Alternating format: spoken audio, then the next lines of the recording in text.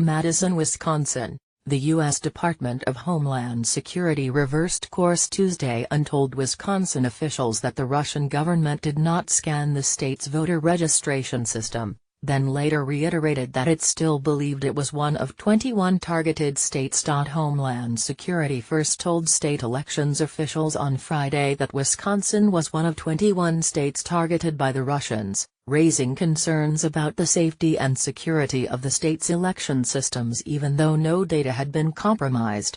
But on Tuesday, Homeland Security gave apparently conflicting information about whether the state's election system was a target and if it was, how it was threatened. In an email to the state's deputy elections administrator that was provided to reporters at the Wisconsin Elections Commission meeting on Tuesday, Homeland Security said an agency that doesn't deal with elections was the target of scans by Russian IP addresses.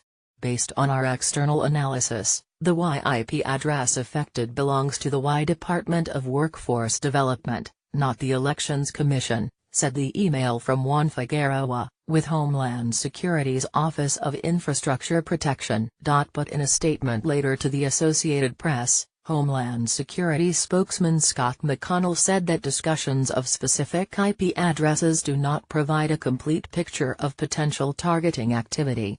The department stands by its assessment that Internet-connected networks in 21 states were the target of Russian government cyber actors seeking vulnerabilities and access to U.S. election infrastructure, McConnell said. McConnell said it was responding to questions from a number of states, in addition to Wisconsin, but it was up to them to disclose details of those discussions. Homeland Security initially told the Elections Commission that the Russians scanned the state's internet-connected election infrastructure, likely seeking specific vulnerabilities to access voter registration databases. Either they were right on Friday and this is a cover-up, or they were wrong on Friday and we deserve an apology, Mark Thompson, the Commission's chairman, said in light of the new email. Wisconsin's chief elections administrator, Michael Haas, had repeatedly said that Homeland Security assured the state it had not been targeted.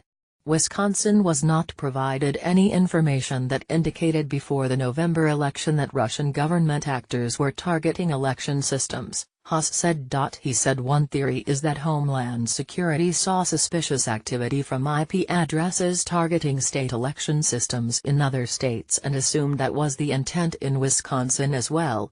It's been a difficult process trying to piece all of this together, said Wisconsin Elections Commission spokesman Reed Magny. We're trying to understand what happened.